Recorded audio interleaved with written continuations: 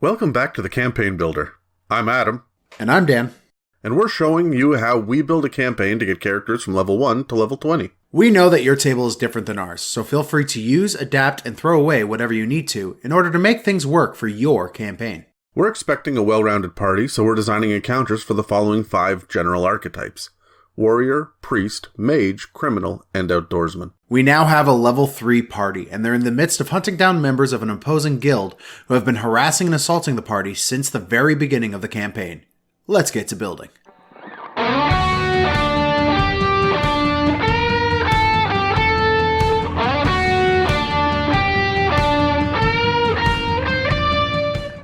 Okay, Dan, we're talking about unreliable NPCs. And just to be clear, unreliable NPCs are not just antagonistic NPCs. These are not just the hostages that refuse to cooperate. These are people that, for all intents and purposes, are there to try to help, or to provide information or services or something, but it doesn't go the way that the party expects. Why is using an unreliable NPC so important in D&D? Yeah, I mean, we have been, from the very beginning of this series, been pushing on the idea of a living, breathing, real world. And if anything, the recent real world events of our world have shown us misinformation is far more prevalent than even real information. And sometimes it's by willful ignorance. Other times it's by, the best intentions, but unfortunately they were just wrong. And having NPCs that are either wrong or having NPCs that are, hell, even willfully ignorant, be they, good or bad, have, it really breathes a sense of life. It really breathes a sense of reality into our world. Yeah, for me, it's all about adding that extra level of depth and dimension. It makes characters breathe. Mm-hmm. And it takes away the standard, typical fantasy NPC character who sits there in your old school video games that can just say the one phrase over and over again, right? And we honestly see that in a lot of D&D campaigns where there's a shopkeeper that just has a wacky voice and wants to sell you all the crazy stuff over here, but he really only has ropes to sell. This guy sells ropes. Yeah. Right. So why do we care about this guy? And because we want to establish a merchant's guild specifically, we're NPC heavy, right? We're doing a lot of stuff, especially in tier 1, in urban settings. And while we are going to head to more wilderness and exploration as we hit the other tiers, especially tier 4 is going to be really exploration heavy, we know that we have the opportunity now to build a sense of weight and importance, and NPCs that the party likes are going to be more important when it comes to low levels, because you can threaten other things besides these player characters that have almost no hit points. Yeah, right. And have very few stats that you can attack at this point, right? We haven't even seen an ability score increase yet in 5th edition rules, because we're still sitting in level 3. Everything is very low. Everything is very cheap and easy. So our world should be expensive and difficult, right? There should be a depth to it. And I like what you said about it having a sense of realism. And I guess I kind of take that for granted. I know a lot of tables like to just have, the wacky characters to blow off steam on a Friday night. And I mean, I gotta say, the wacky characters to blow off steam on a Friday night have a indelible place in my campaigns. I love the one-dimensional NPCs that serve their purpose and are never seen again. Right? Like, I'm okay with those guys being one-dimensional when it comes to really trying to have the party grow with an NPC or have a real sense of the world. If they're going to be interacting with a NPC for longer than a sentence, you gotta have some sort of life to them. And as much as we like to say, that all of the information they'll get is always accurate 100% of the time, the unreliable nature, the part of the fallible side of humanity is what makes humanity. So it's what makes people. Yeah, the other thing, too, about it is that it's going to have the players themselves start to become invested in smaller, more subtle details. When you have someone subtly raise an eyebrow and stop and think for a moment and then answer. If this is a previously established unreliable NPC, they're going to sit there and go, what the hell does that mean? Instead of just saying, oh, this guy can raise an eyebrow. He looks like a Vulcan. Right? Like, there's going to be more to it than just the surface level. The more that you introduce this, the more that they're going to be invested in it. But it's also going to make them wary and suspicious, and it's going to blur the lines a little bit between good guy and bad guy, ally and enemy. Well, it's also going to really reinforce your party to actually start thinking critically about the information they had. If you want to have a party start taking notes, have a couple pieces of information go wrong on them. And then when the party undoubtedly has issues with it and calls it and is like, well, you told us, or this NPC told us, well, let's be completely honest. The party is going to be like, you, the DM, told us this information, and be like, no, that NPC told you that information and here was their perspective. And then they suddenly realize, wait, you're putting way more thought into this. They're going to respect the game a lot more, and they will start to critically think about what the information they're getting, which means, like you said, they're getting more invested. They're getting more involved. It's a win-win for everybody if you have unreliable NPCs. I think that's what we're trying to say. So, a lot of NPCs, they have their own motivations, they have their own wants and needs, and the classic unreliable NPC is the hostage that feeds you the wrong information. And for a lot of, especially low-level parties, there's a certain amount of murder hoboism that is going on here. No. Yeah, right. I'm sure that no one is shocked by that. So there's the idea that even if your NPC has the best of intentions, they're going to be on the wrong end of a blade 9 times out of 10, especially at low level, when it's easy to just dump a body in the woods. So how can you keep your unreliable NPCs alive? Do you have any ideas on this, Dan? I do. Should we roll an initiative on it? Yeah, let's. Okay. I got a 15. I got a 7. So go with your 15. This comes with me trying to be as transparent as a DM as possible. I will straight up, and this is kind of the Hail Mary. I probably should have saved this one for last, but I'm starting strong. I will straight up tell the party that this guy's trustworthy. Like, tell the players, no, this guy's, you're getting trustworthy vibes from him. Do you wait for an insight check for that?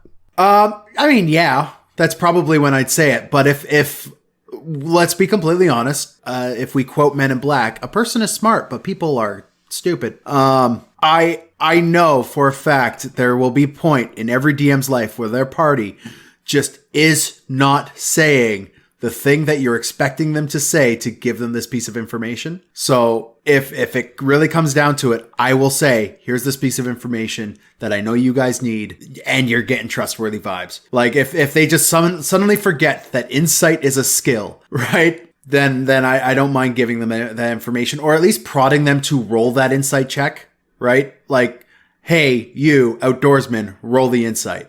Hey, you mage, roll the insight, because he's starting to say things that you would be familiar about, right? Like you would understand whether or not he's telling the truth about this piece of lore or something, and you start building it into it that way. Yeah, I agree with all of that. How many of these do you have, Dan? Because I've got a number. I got 3. Okay. Oh, good. Yeah, there we go. I could talk for 3. All right. So my first one is honestly, with an unreliable NPC, the best way to keep them alive, in my opinion, is to grovel, especially at low level where you're not really dealing with a whole lot of audiences with royalty at this point. You're not dealing with the people that are the movers and the shakers of the world yet. At this low level, you're dealing with street level people. You're shaking down thugs. You're kidnapping a kobold. You are arguing with the shopkeeper. Sympathy is a great way to do this. The groveling is the obvious route to go on this, but you can just do it simply by having them have a couple of kids, right?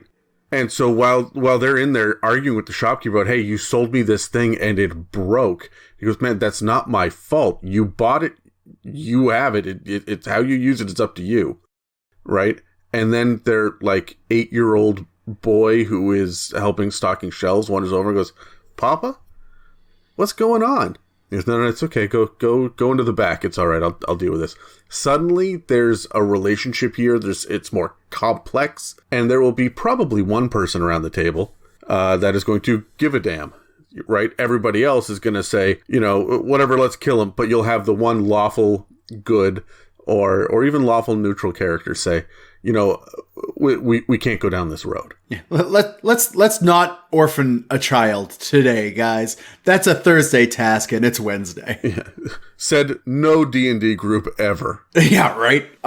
So for my next one, what I would like to have is have a trusted NPC vouch for this new untrusted NPC in some way, shape, or form. This could come in our campaign as a card-carrying, high-ranked member of the Black Ink Union telling the party, no, you should trust this guy. The biggest way to shoot yourself in the foot as a DM on this one is by forcing your party to believe a thing. So if you sit there and you go, no, you guys have to do this, congratulations, you've lost the table. If you guys go, this NPC that you know and that you trust is really laying it on thick that you guys should take this new guy with some credence, you should trust, you should definitely not shank in a back alley somewhere. That's going to add a lot of weight. This is even heavier, has even more weight when you make the trusted NPC a wife or child or family member, someone that has like some emotional trust to them as well. Or if you, like in our campaigns, we kind of build our characters, but we also know that there's going to be some allies we have, and we have this predetermined supposition that the allies that we have will never stab us in the back. They are our allies. They are our closest friends. That our NPCs have these characters bring it in. Someone that we've really built a relationship with, and having them vouch for this new NPC should at least keep the blades out of that new NPC's back. My second one is, it's kind of a two-parter. The first part of this is that having your NPC be as surprised and injured and have the negative effect that affects the party also affect the NPC. So it is not just having the one person who decides that, oh, you know what, you want to go left, right, and left when you go through the dungeon. You send him as a guide. And when he says, yes, I know that we have to turn the corner here, and he stops, and it's a dead end now, and he goes, wait a minute, I don't know what's happening here. And as they sit there, and they start going, well, you're freaking useless, aren't you? And he's going to take a step and trigger a trap and get injured. And now, this guy is on the same page as the party. They're not going to be mad at him because he didn't set them up. He is in the same boat as them, and he's got to deal with all of the same crazy crap that they're going to have to deal with. And so that makes him someone who is still an ally moving forward that they're still going to want to keep around. I would only caution you to not undermine yourself on this one. If this NPC is someone you want to use as a very trustworthy ally in the future. I know I've been party to groups that if the NPC did exactly what you said and like led them in the wrong direction and then got himself hurt, that NPC is as good as dead. Because it's just like, you led us in the wrong direction and you've paid your price. You get to sit here and think about what you've done.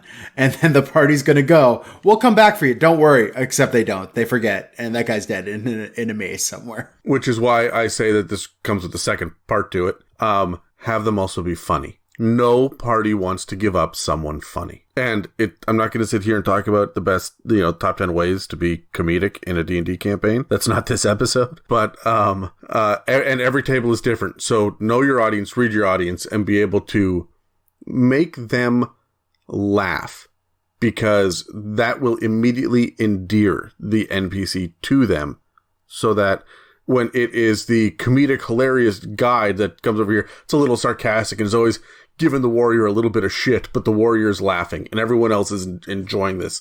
Know who you can pick on in the party just a little bit. Just needle them a little bit, and everyone's having a good time, and then all of a sudden he turns the corner and goes, wait a minute, this is the wrong way. And all of a sudden he becomes serious. This is someone they're going to want to keep around. This is someone that they are going to say, you know what, this is not their fault. And there's going to be at least a couple people around the table that go, oh, the DM set us up, not the character. We don't need to murder the character. A lot of the times we're very concerned about whether or not the players are mad at the dungeon master when it's, you've built villains that need to be evil that are going to kill your backstory characters, or the dice have betrayed you, right? And now your sword is broken, right? And we don't want people to get mad at the DM, but there's also another side to that, the flip side, which is we don't need every non-player character to get absolutely slaughtered because the DM threw a plot point down. Sometimes there is a little bit of meta knowledge in the way that we think about this, that we hope that the players are using some common sense and they say, oh, you know what? That's it. I'm never using swords again. Like, no, that's not the point of this, guys. The point is that you're fighting some sort of acidic ooze, right? And so that your swords aren't going to be helpful this time. Your NPC is not helpful this time. Like, if you're very clear about the fact that this guide here is not a guide, it is some sort of scholar, and it's their first time into a dungeon. But they read a lot about this, and maybe they just mistranslated. Give me a second, let me look at the scrolls. Oh, we were supposed to go right back there. Well, what does this mean then? Right? And so now, and so you've got a little bit more depth to the character just by having them make mistakes, and also still getting the negative outcome of the mistakes affect them. My final one here is kind of in the same vein as what you said, Adam, in terms of having the NPC kind of play to the party, to the party's ego. But the way I would put it is have the NPC back the party up in a very real way. Like, have them have a use. If they have a very practical use, your party will be more inclined to keep them around. Say you're running a party full of clerics and paladins and you really need someone to pick that lock. Well, if you have this NPC who can pick a lock, but may give some misinformation sometime, they've got a use. Keep them around, maybe not listen to them all the time, right? You could also have this guy actually not play to their egos, but actually have just a use, not building up the characters as these massive heroes, but seeing them as real people and having a use that having a service that they can provide to these characters, right? This is your rogue that's like, yeah, I get it. You guys are a big deal over in Sandspit, but here you don't quite have the same clout. But no, I like you, but I'll go along with you to pick the locks, but I don't have hero worship here. You guys are people. You're good people, but you're people.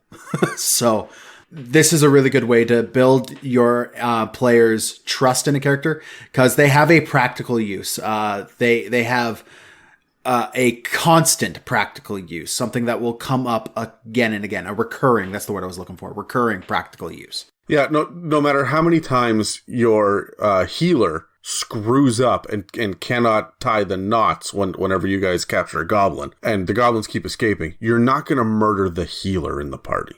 No. So, that for an NPC and keeping them alive, having them have a practical reason to be around other than, you definitely don't want your NPC to become the face of the party. So be careful with that kind of practical use. If their practical use is, social standing, which it very well could be cautious with that. But, if it's something like, oh, these people are really good at archery and we don't have an archer, cool, keep them around. Yeah, I think that generally speaking, you're right. I think that they could be the face of the party if they are introducing them for this encounter.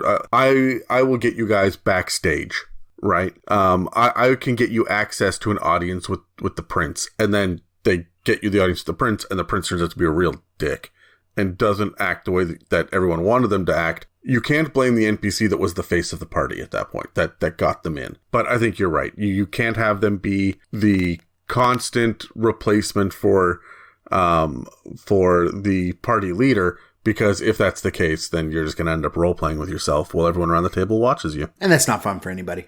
It's fun for me. Except you. I guess my last one here is, honestly, it comes down to talking about the hypocrisy with the players before they come in for the kill. So this is a guy that has been either a fence for the criminal character who is consistently double-crossing or raising the price, or no, I don't have that. I said I would, but I don't. And there's just a lot of things. There's been a lot of excuses, and this is an unreliable character that you want them to really dislike. Now, I did this with a gnome character one time, a couple of campaigns ago, where he was consistently stealing from the party. Always stealing from the party. Every time they turned their backs, they realized that important magic items are going missing. And there were, their armor, for example, would go missing overnight when they took it off.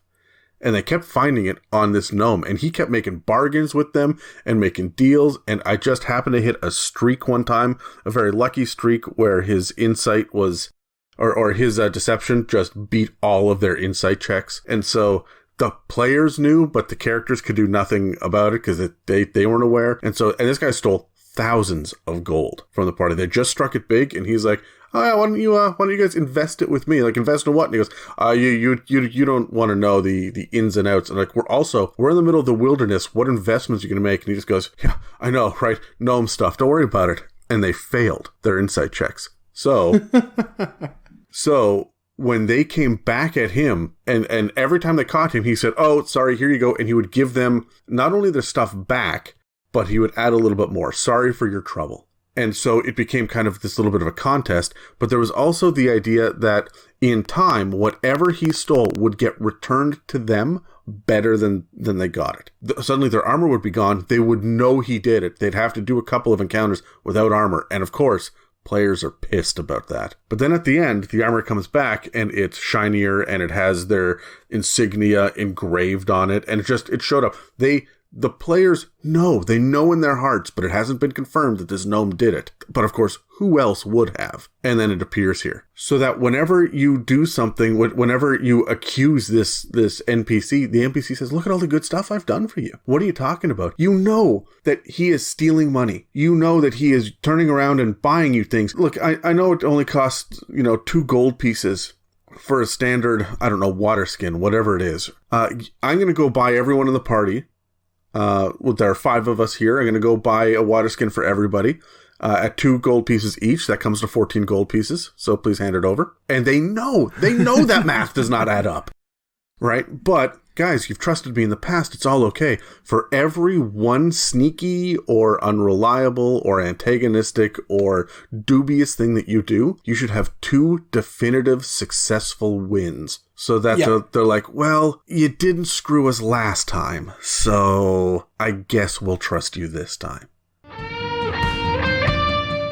So that's how you keep one of these guys alive. But how do you get them to be trusted? Dan, do you have any ideas on this? Let's stay in the same initiative order from before. But do you have just a couple of basic tactics? We don't have to go back and forth on this. Just I'm curious to pick your brain. Tactics to establish that an NPC should always be trusted. Like you said, you could have them pay back the party a couple times. You could have them for every misdeed they do, have a couple good deeds come in. I've always been a fan of this NPC looking like they have a large scale plan ahead of them, and that the party trusting him is important to that. And I don't mind directly, like I said before, telling the party he wants you guys to trust him because he's got some sort of plan coming down the pipe that will benefit the party, right? And I could do that in character with him going, "Listen, guys, if you trust me now, this will pay dividends in the future." I don't see a problem with having an NPC plead for trust. I don't see a problem with that. And I mean, if you're lucky, the party is going to follow along. But you could do this in many different subtle ways as well. You can have them tease the thing that they're building up to. Like, "Hey, if you trust me now, I could get you, here's 5 pieces of gold. I could get you 100 times this if you trust me now." Right? And then follow through on it, of course, if your party plays their role. Yeah, and you can do things too, like have the person that you're escorting, right? Like you're on an escort mission and you got to get them from point A to point B, but have them just be such a screw up and such a liability the whole way. And we're already dealing with that a little bit with an escort mission anyway, otherwise they'd just be able to walk there themselves, right? But to really make it so that they're liars or they're thieves, and there's nothing you can do about it because your job is to get them to point B. But my God, he just keeps stealing it from us, right? Like there's whatever it is, it's not even that he's stealing.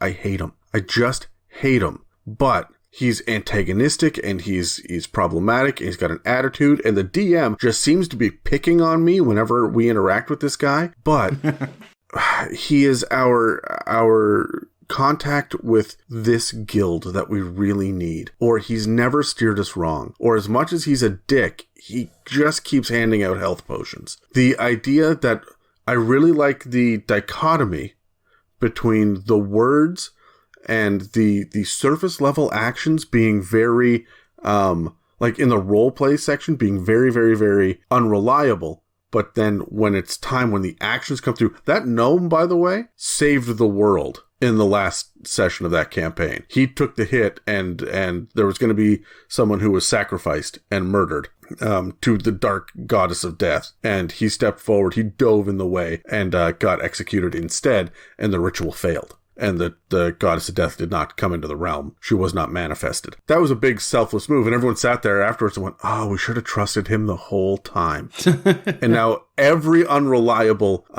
character that they've ever run into, they go, there may be goodness in him. So one of the tactics that I use is I like to show early that an unreliable character isn't necessarily going to stay unreliable. They will have moments of heroism, and these moments will matter, usually in combat, because that's when you need your ass to be pulled out of the fire, right? Maybe in a social scenario or an exploration, but 9 times out of 10, when this person shows up as the cavalry, because the priest and the mage have gone down in combat, and the warrior's got 3 hit points left, right? And the criminal has just walked away, right? He just wants nothing more. And then this guy shows up slinging fireballs somehow. Yep. Now this guy's going to be trusted. Even if he sits there afterwards and charges the party for every spell cast, he's going to be trusted, right? This guy came and helped. So then, what are a handful of generic tactics for unreliability, Dan? To make it so that your character is unreliable, but not necessarily 100% hated, right? Again, you shouldn't just be thinking antagonistic. It should be a little bit more than that, where they have maybe even the best of intentions, but it falls apart. What are some ways to give an impression early on for the players to understand that this guy, the information he's fed us, the item he's given us, the backup that he said that he promised us, whatever it is, there's a chance it may not be solid, right? This may not be as copacetic as we want it to be. How can you really drop those hints early? What tactics do you use? We want to run off the same initiative or roll again? Oh, let's roll again. I like dice. All right. I got a 5. I got a 17. Okay, so what do you got? My first one is just have some other NPC be the poor contact or double cross. The guy says, you know what, absolutely, I'm going to be there at sundown, and then we can ride out of town together. But then his wife shows up and says, no, you promised to paint the fence this evening, and I'm sick and tired of you breaking every promise to me. And then you witness a domestic dispute, and he's like, guys, I'm sorry, I can't come on this mission. You got to find someone else, or you're on your own. Here, take this wand, but I can't come with you, right? Suddenly that promise has been broken, and it's not this guy's fault, right? Whether it's poor contacts in a seedy underworld kind of campaign, or I look at the last season of Game of Thrones, where the Lannisters promised that they're going to march north to help, and Jaime Lannister straight up freaking means it. But then he has the rug pulled out from underneath him. It's out of his control. The army's not coming, so he goes alone. He still did his best, but it's been taken away from him. It's no longer his fault. He just made a promise and he overreached. And he'll straight up say, maybe even in character, I will never do this again. I'm so sorry. For me, if I really want to establish unreliability, I will take a page from my personal real life existence and say a lack of confidence can speak worlds to your players. This guy might be giving them proper information or half information or whatever it is, but if he's, he doesn't sound sure of himself, if he is kind of stammering through his words, if he is undermining himself on that, it's going to really give this air of unreliability to this character, and is super easy for a DM to pull off as well. It's like the bookish nerd who really doesn't handle people well and then the party's going to him for information, and he is stammering through his words. It's the rogue or the bard who's trying like a little bit too hard and has that overconfidence that is clearly just an act, right? Like he's just trying to be that guy in the room, but he doesn't really think he's as great as he is trying to make everyone believe he is. Stuff like that, right? So if you are going to have that to an unreliable PC, it'll add so much to that character, because it gives them this, I don't know, this angst almost that I love to add to unreliable NPCs. Okay, I'm going to knock mine out of order here because my next one is in direct conflict with what you just said, Dan. Yours was great, and I like the idea of the non-confidence NPC. I also like the one that has super charisma and is really ridiculously shady. The guy that just walks up flipping a coin, and he winks and he smiles, and you can see his gold tooth. And he goes, "Ladies and gentlemen, how are we this evening?" Everyone is immediately going to go on their back foot and be like, okay, what's the deal with this guy? And he may feed you proper information a couple of times. Or you may find out that behind the scenes, he's been taking bets on whether or not you guys survive. Maybe that's why these dungeons are a little bit harder than he's letting on at first, right? Because he's playing a game. Like he has something to gain out of this. You get hired on by an adventuring guild to go out and just explore this thing. And we will give you all of the money once you get back. We'll pay for you guys for all your gear before you go out, and then you can get your profits when you get back. Because honestly, we're not expecting you to come back. Like let's be honest. If you do it, I mean, the last 4 groups didn't make it, so we're not really expecting you to. And having this upfront, shady, but completely on the nose idea of this is a bad idea, but it is way too attractive to give up, right? I know that this guy's lying to me. I know this guy is a con artist, but my God, is he handsome. And he just has the best character voice. So I want to listen to more of what he has to say. You actually gave us one of these guys in one of our campaigns who you have said, this guy is good at everything. He is just on top of everything. And that instantly made half the people around the table were super suspicious. Half the people around the table were like, okay, this guy's clearly a cultist and is going to stab us in the back when we're sleeping. Like, you can't be this good without some sort of demonic interference. And he wasn't. He was just that good. He was just a straight up, but he was like too good. He's your boyfriend's best friend from childhood who happens to be a girl and just likes to hand out back rubs and calls him honey and touches his arm too much. And you know they're just friends, but come on, what the fuck? Right? Yeah, like, right. There's just that level of like, you're too good to be true, and I just don't, fuck, there's something about you. There's gotta be something off. There's gotta be. You are too perfect. And with this character, I would like to point out, never once did we figure out that there was something off about him. I mean, we ended up getting him sacrificed to a demon. But I mean, there was nothing ever proclaimed off about the character's name was Irvindale. But he was just the handsomest, smartest, most giving person. He would sit there and be like, all right, the goblins are coming and I only have one sword. You take it, I'll take my chances. Just please get out alive. You mean the world to me. And then after something big and heavy would happen and everyone would get through and another beloved character would die, he'd say, okay, I want to gather everyone together. We're going to sit down. We're going to talk about grief around the campfire tonight. So if everyone Fuck this guy. He makes me mad just like re-envisioning it now. That campaign is over and I'm just like, God, I hate Irvindale. I was one of the people around the table who was like, fuck this guy. But he was such a good guy.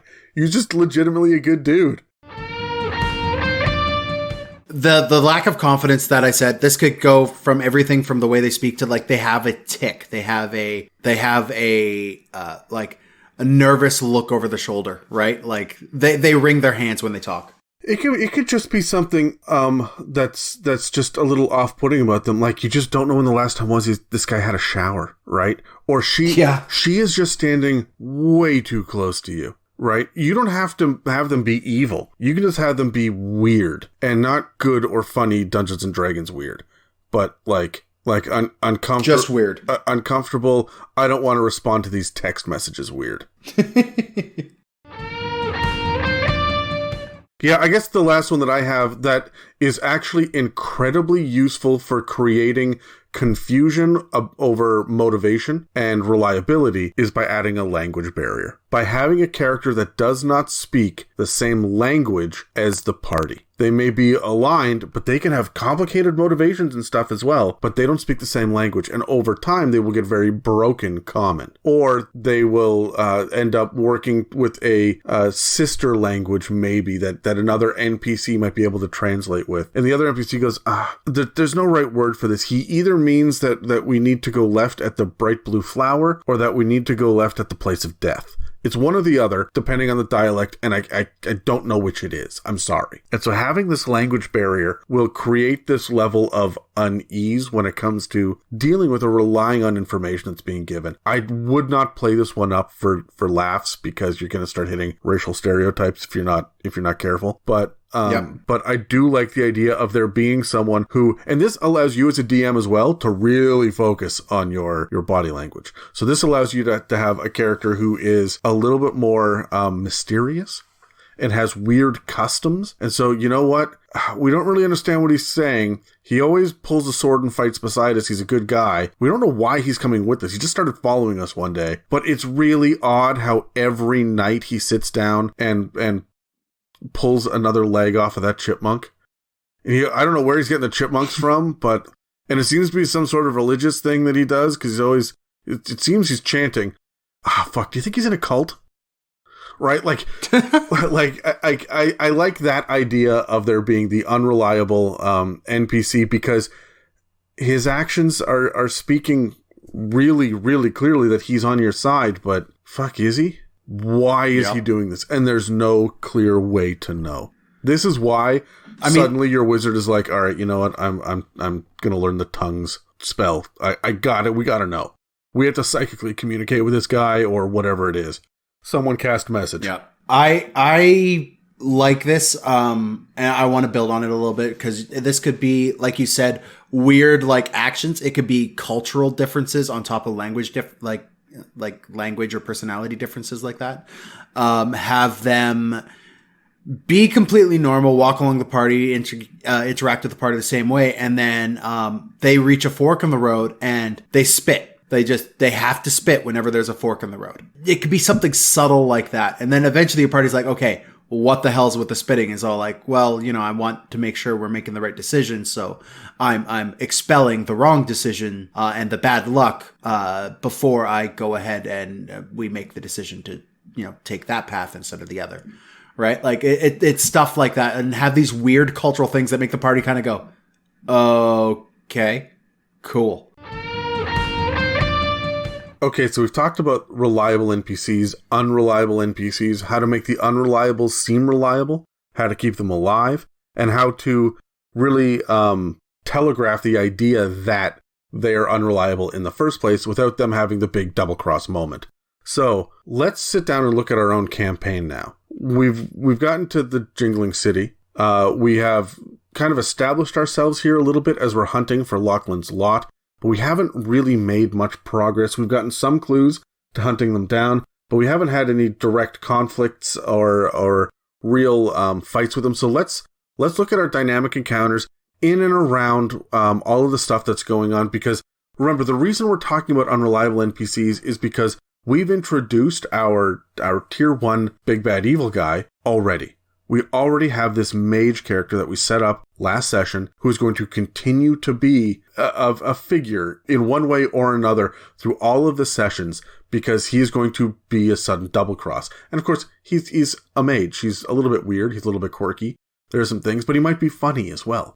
We just don't know what's going on. I like the idea of him talking to himself, because we know he's being, mind controlled by an imp, right? And so I like the idea of him being able to see the imp, but nobody else can. Yeah. And so it seems like he's talking to himself, but he doesn't want anyone to know that he's talking to an imp at the same time. So he's always talking to that voice in the back of his head, and everyone thinks it's quirky and it's funny and it's weird. And we're talking about unreliable NPCs because we're setting him up to be unreliable. What other scenarios can we give? What encounters can we have in the Jingling City. We're still looking for Lachlan's Lot, but let's focus on NPCs and the unreliability of the NPCs. So Dan, let's roll initiative on this and see what we have. Go. A 16. You bastard! I got a 15. For my first one, I want to focus on this council member that we mentioned before, this mage, and really kind of build on him a little bit. So I have a skill challenge encounter that he's going to kind of get the party involved with. He is going to get them to deal with a problem to prove their lawful intentions to help root out Lachlan's Lot. He really wants the party to do this to get them on his side. So what he's going to do is he's going to send the party to deal with the cult of a dead god in the town that's been spreading rumors and propaganda. I don't know about the gods, about the town council themselves, about the location, how this town is being run. But he's calling on the party to call the spread and reinforce the fact there must be no bloodshed. So this is going to be a skill challenge where the party is going to have to investigate, where's the stuff coming from, how to shut it down, and use their skills in order to shut this down, just to get on the same page of a councilman who, if you recall last episode, was trying to get the party arrested. So this is really building a trust with an NPC that you guys want to be on the same page as. Like this is something I don't think we really mentioned in the previous section, where a good way to build reliability and trust in an NPC is give them a position of power over the players that makes them want to trust him, right? Because it makes them want to be trusted by him, right? And that goes that creates a two-way street there. So this is going to be a skill challenge that the party does. It also helps kind of flesh out the town a little bit more if they really want to dive into it. My first encounter is I wanted to point us back at the sheriff, who was he was the one that didn't necessarily arrest the party. Remember, they got arrested and there was a cliffhanger, and then the very first thing is they go through kind of a summary of what the interrogation was, and then they get released. No harm, no foul. You guys you were fighting on the outskirts of town. Don't freaking do that, right? So the sheriff is still going to work with them, and he's working with them to try to find Lachlan's Lot, and these enemy guild members, and they have no love for Lachlan's Lot here. Lachlan's Lot has been shut down in the Jingling City. They don't really have an active chapter house here. So the sheriff is going to try to help the party. He's going to point them towards a diviner, maybe even the mage that we're setting up, but a mage who can help. And the diviner is going to point them towards a locate person object, some sort of device that they can use, some MacGuffin that is going to help them at least narrow it down to what district Lachlan's Lot is in. However, it's in a booby-trapped labyrinth of tunnels below an abandoned temple of a cult. So we said that there are different cults here in the city. One of them is going to have been shut down. Probably a lot of them were arrested. Nobody wants to go into this place because once you go in, you never come out, or whatever kind of crazy nonsense. But there's a maze underneath. Unfortunately, the diviner, while they do have clues for the party to navigate, some of the clues are unreliable. Some of them are metaphors. Some of them are straight up wrong. And the diviner or the mage knows this and tells the party this ahead of time, but doesn't know which clues are wrong. And so there's consistent, for the idea of exploration, there's consistent second guessing, I guess, all the way through this. So this one is going to be obviously an exploration to exploration, because you are not only following or exploring this labyrinth, but you are stopping consistently to deal with all of these wrong or potentially incorrect clues, and trying to figure out which one is applicable when. Maybe the problem is that all the clues are in the wrong order, but every one of the clues could be applicable to any one of the problems. So I love it. How do you know which one is which? So that's the exploration to exploration. I had to give it kind of a setup with the unreliable NPC factor, but as you were sitting there, your party's going to be cursing this damn mage or whoever sent them down there, or even the sheriff, right? For not giving them the clear directions that they would hope for. My next encounter is going to inject a little bit of combat into this, as the party is either awoken or drawn to the ringing of alarm bells within the city. I would say that the jingling city has things like that, like large gongs that are ringing out in alarm. And when they come out into the main body of the town, which, let's recall, is also bridges strewn across wide chasms and ladders everywhere, there is swarms of giant vultures that are flying through the chasm and destroying bridges and attacking people. And the party must stop these vultures from doing that, but have the party become aware that there is a humming magical rune that seems to be drawing these beasts in. So the party, for a little bit of an exploration aspect to this combat, has to figure out how to shut down this incredibly intricate magical device that seems to be pulling these creatures into the town to attack and to maim and to kind of ruin a lot of the infrastructure in terms of these bridges in the town. This reinforces the idea that really the only powerful wizard they've met, the only powerful mage they've met up until this point, is the councilman archmage that they've met. Or maybe if they've met this diviner that you just mentioned in the last block. It's the only real wizard they've met capable of doing this, so it might start to add some suspicion. Why is this guy making these things? Now, to throw in the whole Lachlan's Lot thing, I would have this device be stashed in our Black Ink Union warehouse or our Black Ink Union headquarters, which make it, imply that Black Ink Union is in some way, shape, or form causing this mistake when really Lachlan's Lot has placed it there. Someone has targeted Black Ink Union. Your players are not going to find it hard to make that leap that it was Lachlan's Lot who has put this item there. So that's my combat to exploration encounter. Okay, so my second one is, remember Oscar, our half-orc clerk, the guy that's following the party around? That is just kind of a bumbling idiot? Well, yeah, someone has come forward and told him, well, you guys were out adventuring, you were dealing with the vultures, someone else had a lead. And they said that if we go into these tunnels over here, these residential tunnels that are abandoned, that we can go in there, we can find them. We know that they're in there. And so he leads everybody in there, and it's kind of a forbidden area because the ceiling is really weak. And as he's telling you this, he points up at the ceiling when you guys are in there. He goes, yeah, so this is why all of these apartments here are abandoned, is because of this weak ceiling above, and they're very afraid of cave-ins in here. And that's when he leans on these, like the supporting beam, and it shifts, and he causes a cave-in. And now the party has to find their way out, and the oxygen is running out. So this is a exploration this is a role-playing to exploration, as Oscar is sitting there trying to help them, trying to say, yeah, so I heard this and I heard this. And then as he's in there, he's revealing more and more that, well, I know this was a long shot, right? Well, you just caved in the ceiling and we're all stuck in here, and there's 6 different apartments. We're going to go looting for tools to try to dig our way out. We're going to see if there's a back entrance. Maybe there's some sort of window in the side of the cliff face that we can scale out of. Like whatever it is, we have to find a way out now. And Oscar's now letting us know that, well, this was a bit of a long shot, and maybe we're even in the wrong section. I think we're supposed to be at level 6, right? And the more he talks, the more you realize you shouldn't have been here in the first place.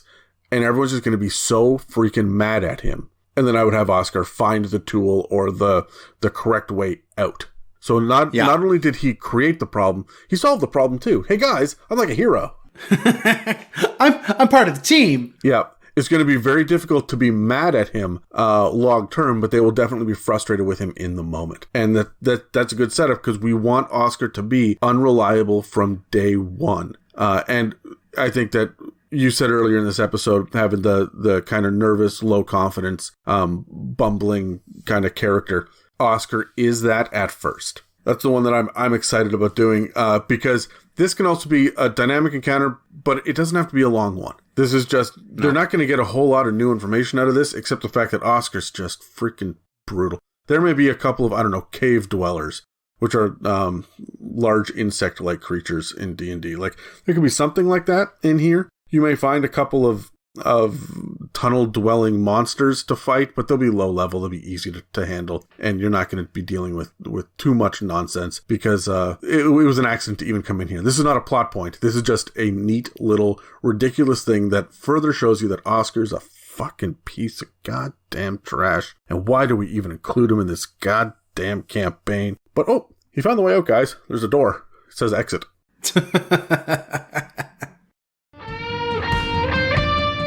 So for mine, I want to add a general sense of unreliability to the entire town in a way. We've mentioned that there are kind of evil cults and whatnot going around. So the party is going to be interrupted by a woman pleading for help in an unknown language. I will do my legwork beforehand and make sure that this language is in fact unknown around the table, because nothing is worse than sitting around the table saying, she starts speaking in a language, and they go, what language? And you go, does anyone speak Abyssal? And then 3 people put up their hand and you're like, shit, okay, well, here's the language. Here's what she's saying. Well, hold on. Here's a D&D 5th edition hint. There is a language that exists out there that is referenced like twice in all of the lore, and no one speaks it. It is considered a forbidden language, and it's called dark speech. Not deep speech, which is for the Underdark, but dark speech, which is from the far realms. This is the language, you know, aberrations speak their own crazy languages and whatnot. This is what their gods speak. This is the Cthulhu language, right? Yeah. And so cool. Dark speech does exist out there, and I think I know where you're going with this, Dan, because I know you pretty well. I think that dark speech might be your correct answer here. Yeah. I mean, probably. So, those who have listened to Deep Dark Radiance know I love what I'm about to do.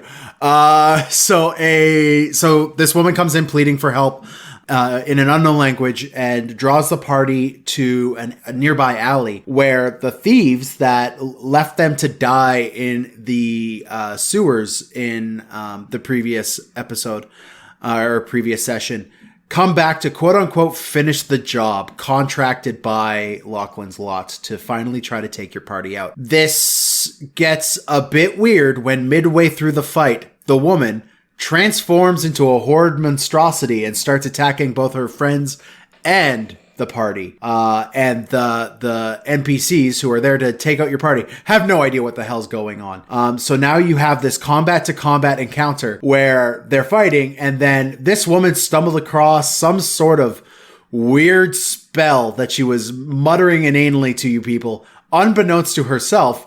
And in so doing, got herself possessed by an eldritch horror and has transformed into a tentacle beast right there in the alley and is fighting your party and her friends at the same time. This is going to add a little bit of, what the hell factor, and might add some credence to the overwhelming, overarching threat of these cults are at work in this town. Yes, remember we talked in the last episode about this area being more dangerous? Nothing adds danger or the sense of danger like the idea of uncertainty. So by saying that, hey, this crazy shit could just pop off at any minute, you are letting the party know that this is not the safety of their home.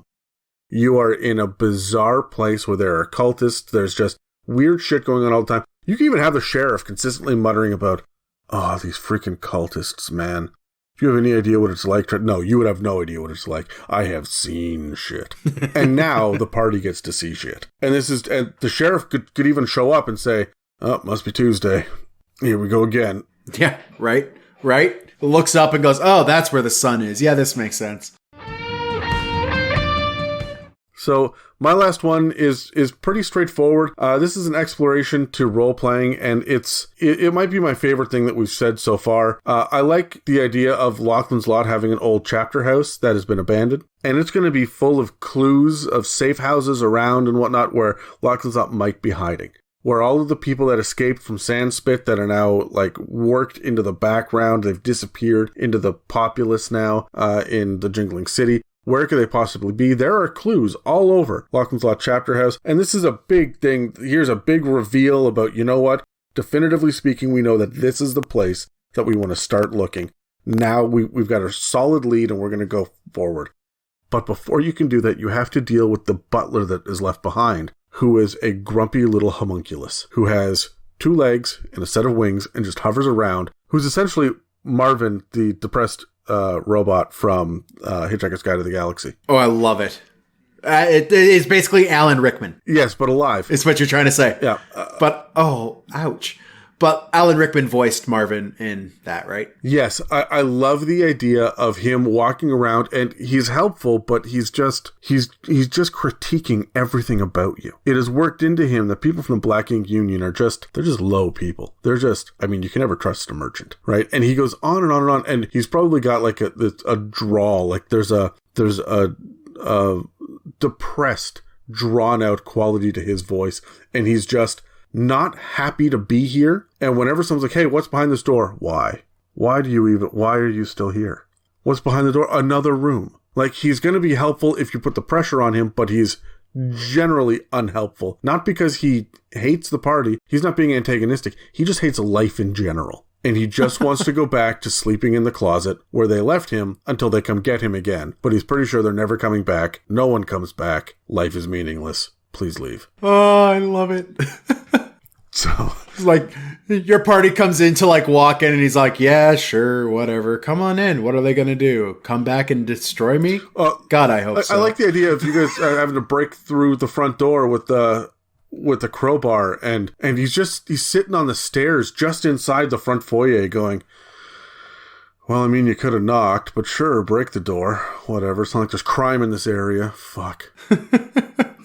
Right? And so, like, this is just a load of fun for an NPC, and maybe even have him tag along with the party after this. And if they're nice enough to him, if you have a player that feels bad for him and wants to bring him along, maybe he will go with them because, well, there's nothing waiting for him here. Maybe there is life worth living out there. I doubt it, but... So what's this character's name? I mean, you'd probably ask me, like, oh, I don't know, E or... You're terrible. You were just... You're the worst person at naming NPCs. We're going to do an episode sometime on naming NPCs. I'm the best person at naming NPCs. We're going to do an episode on naming NPCs, and you are not going to be invited. Hey, what's this gnome investigator called? I don't know. He's kind of Irish. Jiminy Fidgens? Yeah, there you go.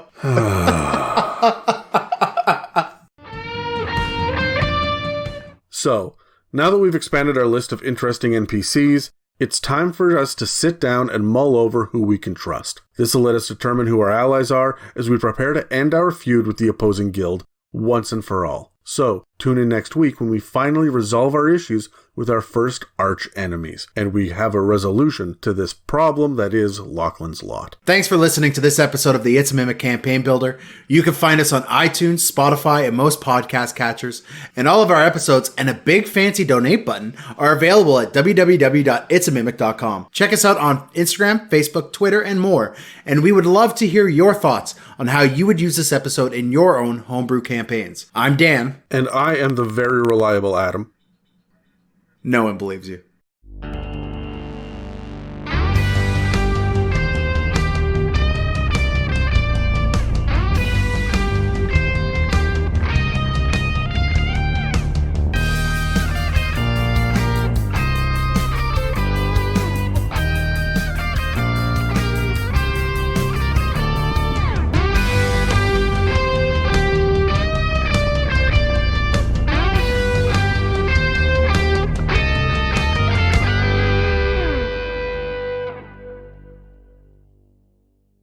I have an honest question for you, just as an aside. Yeah. Was there ever plans to have Irvindale backstab the party, or did you get to a point where you're like, you saw what the reaction at the table was, and you're like, no, this guy's just going to be this. This is what he is all the way through. He was always supposed to be the knight in shining armor. The table had 2 guys and 2 girls, and the guys kept getting into relationships with NPCs and hitting on women, and Dan has got a freaking dwarf harem that he's consistently sleeping with. But the harem, there were 2 of them. Well, yeah. At first.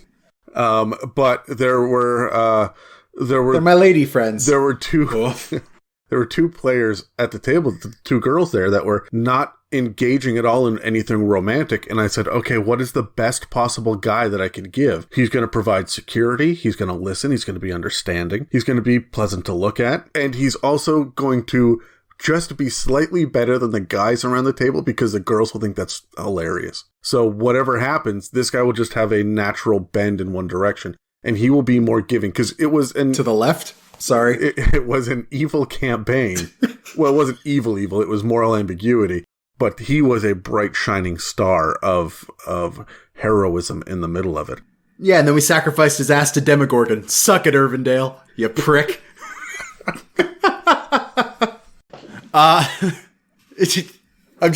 mad about Irvindale now. Like, I'm just mad. Okay, bye.